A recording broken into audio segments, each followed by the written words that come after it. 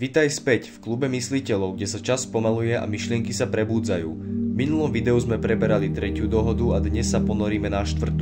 Je zároveň poslednou dohodou knihy 4 dohody a nesie aj najväčšie posolstvo.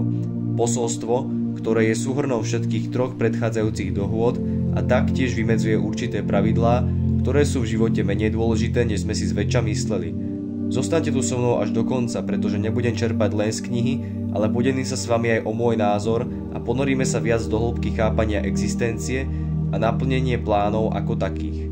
Pre vás to znamená, že po tomto videu už nebudete len otrokom svojich predstav, ale vedome sa budete rozhodovať, čo je pre vás dôležité a čo nie. Môžete ma podporiť lajkom a odberom kanálu, aby som si potvrdil, že táto autentická cesta tvorby takýchto videí má zmysel a je pre vás užitočná. Pokiaľ ste nevideli predchádzajúce dohody, tak vám odporúčam si ich pozrieť. Poďme začať. Úprimne, nepoznám žiadneho človeka, ktorý by sa za ničím nehnal. Či už sú to financie, práca, škola, povinnosti, úspech, okamžité výsledky a iné rôzne banálnosti. Každý sa snaží dosiahnuť čo najlepšie výsledky za každých okolností, zarobiť čo najviac peňazí, aby si mohol dovoliť nakupovať nad rámec svojich potrieb. A vždy, keď sa snažíme dosiahnuť cieľ, cesta je našim nepriateľom a jediné, čo chceme, je ju preletieť ako burlivý vták a cieľ sa snažíme silou mocou dosiahnuť. Lenže takto nefunguje. Tým, že sa za všetkým naháňame, situáciu len zhoršuje. Predstavte si, že dostanete nápad napísať knihu. V hlave máte premyslený žáner a približný dej, o čom by kniha mohla byť. Začnete písať, obsah máte výborne rozvinutý, no po 2 hodinách písania už neviete, ako pokračovať. Snažíte sa premýšľať a presviečate sa, že tú knihu musíte za každú cenu dopísať. Vzdáte sa a idete spať. Na druhý deň ráno vstanete a prvé, čo spravíte, je, že všetky plány odložíte bokom, len aby ste sa mohli vrhnúť k počítaču a pokračovať v tom, čo ste začali. Avšak po chvíli si uvedomíte, že spánok vás zázrakom neobohatil nové nápady a vy nemáte tušenia, ako by mohol váš príbeh pokračovať.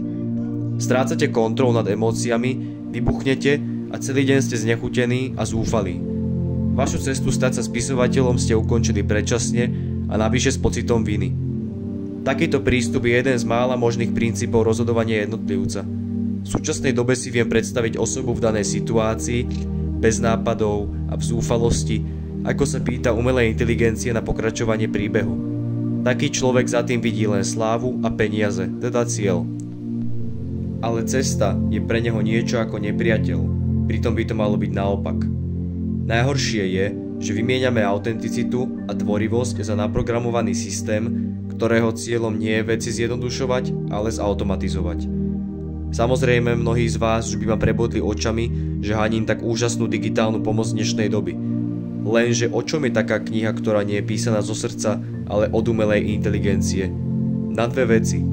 Človeka spohodlniť, tým pádom znemožniť schopnosť kriticky myslieť a tvoriť, a zautomatizovať svet, aby sme boli ľahšie ovladateľní. Je to zase môj pohľad na vec, ale z objektívneho hľadiska si myslím až príliš reálny. Vráťme sa avšak k príbehu spisovateľovi. Tým, že sa obviňujete a haníte z nedostatok nápadov, ktoré máte, je ako hádzať hrách o stenu. Zbytočné a ešte si tým aj ubližujete. Najhoršie na tom je to, že ste sa vzdali svojej vlastnej cesty, čo je veľmi smutné, pretože ste mali všetko, čo k tomu patrí. Motiváciu, chuť a odvahu sa pustiť do písania a množstvo nápadov, ktoré sa v danej chvíli nechceli prejaviť a aj tak ste to vzdali. Jediné, na čo ste zabudli na svojej ceste, bola trpezlivosť a priestor dať veciam čas. Prehliadli ste najdôležitejšiu súčasť úspechu a ňou je práve cesta. Čo je na nej najlepšie je to, že každý si ju vyberá podľa seba. Sami sa rozhodujeme, čo bude naším cieľom a akými cestami sa k nemu dostaneme. To je istá rôznorodosť v názoroch, ľudských hodnotách a princípoch. Napriek tomu poznáme pár faktorov, ktoré značne ovplyvňujú kvalitu vašej životnej cesty a pohľadu na svet. Jedným z nich je prítomnosť. Žiť v prítomnosti neznamená myslieť na to, čo bolo a nezúfať nad tým, čo príde. Je to prostá oddanosť chvíli, v ktorej sa nachádzame práve teraz a možnosť vidieť svet taký, aký je. Bez premýšľania, hodnotenia a posudzovania. Keď vnášame naše vedomie do prítomnosti a konáme vedome, stávame sa vedomými účastníkmi pozorovania reality. Realita je premenlivá. To znamená, že veci sa dokážu ľahko zmeniť a na to musíme prispôsobiť našu pozornosť a emócie. To, že ste v danej chvíli nemali žiadne nápady, nie je vaša chyba, za ktorú sa budete trestať a mať výčitky svedomia. Práve naopak, na chybách sa učíme, posúvajú nás pred opatrnejších, ale silnejších. S prítomnosťou a vedomým konaním sa váš život stane pestrejším a jednoduchším. Budete mať lepšiu náladu a radosť zo života, čo sa odzrkadlí aj na vašich vzťahoch s inými. Ako hovoril môj spirituálny idol Carl Gustav Jung, svet, ktorý vidíme vonku, je odrazom toho, čo je vnútri nás. Tu sa pozastavím, pretože narážam na druhú dohodu. Hovorili sme si, že nebrať si nič osobne znamená byť imúnny voči svetu.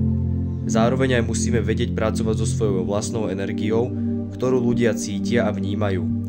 Keď sa máte radi a žijete s láskou k sebe, ostatní ľudia energiu vycítia a budú radi vo vašej prítomnosti. Tým pádom druhá dohoda bude pre vás prechádzkou ružovou záhradou. Pamätajte, každý musí začínať od seba. Tretia dohoda hovorí, nevytvárajte si domnienky o tom, čo si o vás druhí myslia. Keď si dokážete nastaviť svoju myseľ na to, aby ste slova nepoužívali proti sebe, nebrali si nič osobne, nevytvárali si žiadne domnienky, budete neotrasiteľní, ako námorník uprostred búrky v šírom oceáne. A práve tu nám vystupuje štvrtá dohoda, ktorá je istým kráľom všetkých dohôd. Totižto, keď si nebudete brať nič osobne a nebudete si vytvárať nejaké domnienky, bude ľahšie vám používať slová presne. Keď si nevytvárate žiadne domnienky, potom je jednoduchšie nebrať si veci osobne a naopak. Všetky dohody na seba nadväzujú a štvrtá nám hovorí, aby sme všetky dohody robili najlepšie, ako vieme. Lenže tu sa mnohí z vás pozastavia a začnú sa zamýšľať, či som pred jednou stránkou vyššie nespomínal, aby sme sa nehnali za každých okolností a užívali si cestu. Áno, máte pravdu. Napriek tomu, že veľa z vás má povinnosti, málo času, rodinné záležitosti, možno zdravotné problémy, tak 4 dohody sa dajú použiť v každej situácii. Aj keď ste chorí, odcestovaní alebo nemáte svoj deň, vždy sa snažte robiť všetko najlepšie, ako viete. Aj malé kroky sú dôležité. Aj čas na samotu, ticho a nič nerobenie má veľký význam. Aj len smiešné umytie riadu a upratanie izby má veľkú cenu.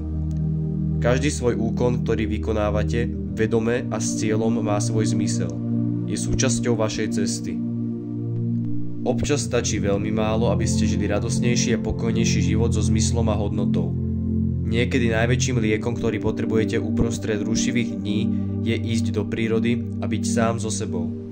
Alebo robiť niečo, čo vás naplňa a zároveň pritom uvoľnite všetko napätie a stres, ktorého je v dnešnej dobe enormne veľa. Keď robíte vždy všetko najlepšie, ako viete, stávate sa tvorcom svojho šťastia. Užívate si svoju cestu, lebo žijete v prítomnosti s plným vedomím a používate 4 dohody. 4 dohody mne osobne poskytli veľa nových informácií a snažím sa ich uplatňovať v živote, čím zistujem, že je to neskutočne náročné. Občas sa vraciam späť do starých kolají, ale nevzdávam sa. Môžete si naštudovať hociaké filozofické a psychologické úvahy a smery, ale bez vašej snahy uplatniť ich v praxi je to márne. Musíte vašu cestu obohatiť o svoje teoretické poznatky, ktoré budete prenášať do praxe, aj keď postupom času pomaly, ale isto. Vytvoríte si nádherný sen, ako kino, ktoré sme si spomínali pri druhej dohode. Vaša cesta je pre vás dôležitejšia ako cieľ. Cieľ sa dostaví vtedy, keď ho budete najmenej očakávať. Hoci by vám to trvalo mesiace, možno roky, treba zostať trpezlivý a verný svojej ceste. Veľakrát sa objavia ľudia, ktorí vás budú presviečať, aby ste sa vzdali a zostali žiť povrchný život, ale vy viete, že keď robíte niečo zo srdca a s radosťou, ostatných názory vás nemôžu ovplyvňovať, pretože pravda je len jedna najdôležitejšia, tá vaša.